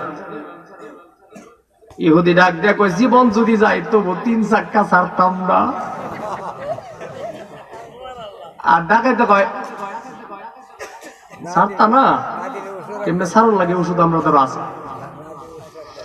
মুসলমান যতই চেষ্টা করতেছে, আসলে টাকা পয়সার লোভ, স্বর্ণের লোভ মাসে সহজে যায় না। এমন বহুত ঘটনা আছে, অনেক মানুষের টাকার জন্য মানুষ মারা আছে না, ঘটনা আছে বহুত, রাস্তাঘাটে গাড়ি ঘোড়ার মধ্যে অনেক সময় অনেক দুর্ঘটনা হয়।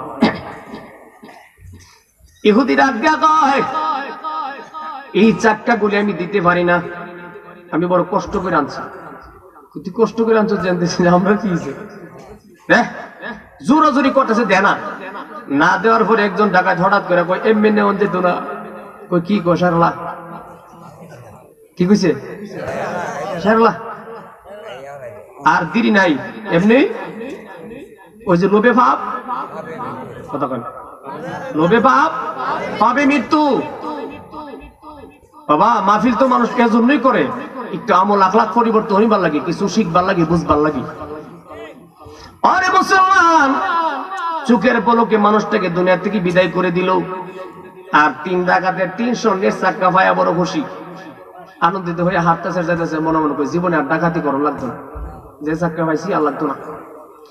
খুশি হয়ে যায়, যাইতে যাইতে যাইতে যাইতে মনে করেন রাত্রের বেলা যেখান থেকে যতটুক ডাকাতি করে আইছে, সিনামাসি যখন আইছে মোড়ের কাছে আসার পরে তাকায়া দেখতেছে মোটামুটি সকাল সকাল হয়েছে, দোকানে একজন খুলছে, আবার কেউ খুলছে না।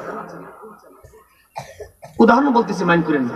আরে মুসলমান সকাল হয়ে যায়, 3 ডাকাতে যায় এক জায়গায় বসলেন, বসে দোস্ত যেই স্বর্ণের চাক্কা পাইছি জীবনে আর কাজ করার লাগতো না, সারছে, এখন একটা কাজ কর, এই একজনে যার দোকান থেকে কিছু লয়ে আমরা কিছু খাইয়া যাই। তো একজনে ফাড়াইছে খানা আনতো ফাড়াইছি পরে, আর এই 2 জনে বৈশা বৈশা যুক্তি করতেছে যদি হেরে মারতাম পারিতে 3 চাকার মালিক তো আমরা দুইজনে আর হে তাই যাইতাছে খানা আনতে হেসে মনে মনে কইতাছে খানার ভিতরে যদি কুস্তা মিশাই তারিতে 3 চাকার মালিক আমি আলহা মুসলমান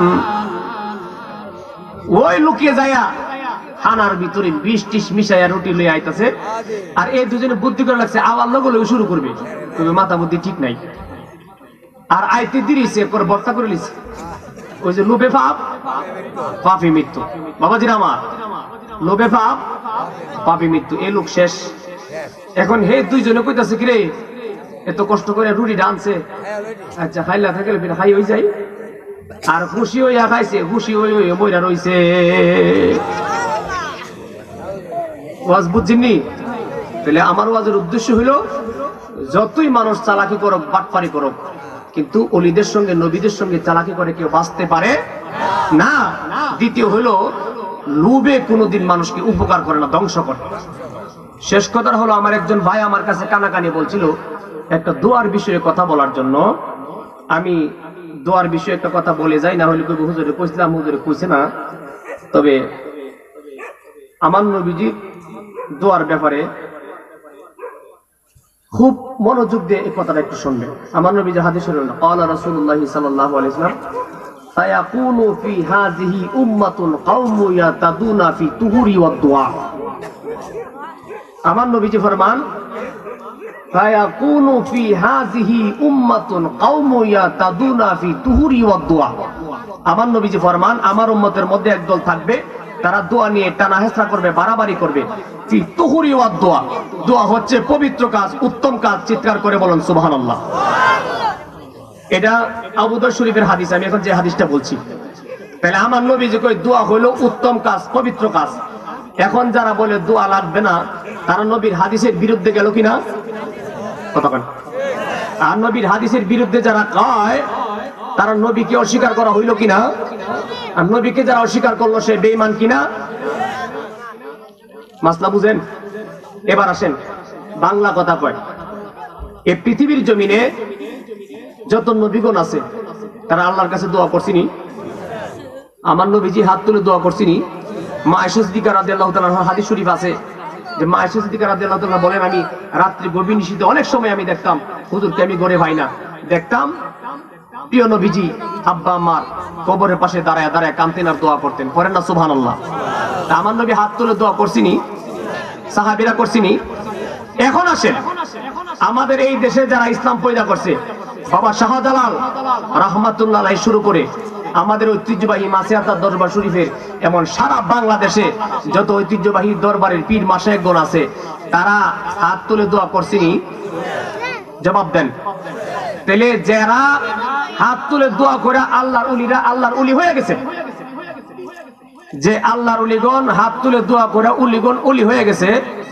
সেটা তোমার কাছে ভালো লাগলো না তুমি বলো দোয়া নাই তাইলে এটা আল্লাহর ওলিদের শানেও বেয়াদবি হইল কিনা বলেন আল্লাহর শানের বিরুদ্ধে গেল কিনা বলেন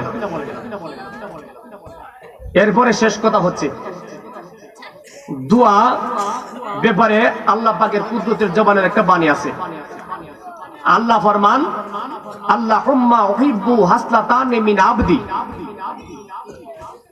আল্লাহ কয় আমার বান্দার দুইটা হাসলত আমি আল্লাহর কাছে সবচেয়ে বেশি প্রিয় সুবহানাল্লাহ কয় না আরে দলিল দিতে আপনার দরকার আছে মিয়া অন্ত ফুটাই গেছেন গা আল্লাহুম্মা উহিব্বু হাসলাতান মিন আবদি আল্লাহ কয় আমার বান্দার দুইটা হাসলত আমি আল্লাহর কাছে সবচেয়ে বেশি প্রিয় একটা হচ্ছে আমার বান্দারা যখন সিজদার ভিতরে যাইয়া জমিনের মধ্যে নাকটা কপালটা লাগাইয়া পড়ে সুবহান রাব্বিয়াল আলা আমি আল্লাহ 99 ভাগ প্রেমের নজর দিয়া তার দিকে চাই দ্বিতীয় হলো আমার বান্দারা যখন হাত তুলে চোখের পানি ছেড়ে ছেড়ে কান্দে আমি আমার কান্দনরত বান্দার দিকে 99 ভাগ প্রেমের নজর দিয়া চাই তার চোখের পানিটা জমিনে পড়ার আগে আগে আমি গুনাহগুলি মাফ করে দেই তাহলে আল্লাহ কই কান্দনরত অবস্থায় যারা দোয়া করে সবচেয়ে বেশি পছন্দ করে আমার নবী কই দোয়া পবিত্র কাজ এখন যে মুলবিরা কই দোয়া বালানা দোয়া লাগতো না তারা কি ঈমানদার না বেঈমান আওয়াজে বোঝা যায় আপনাদের ভিতরে মুনাফিক আছে জোরে বলেন ঈমানদার না বেঈমান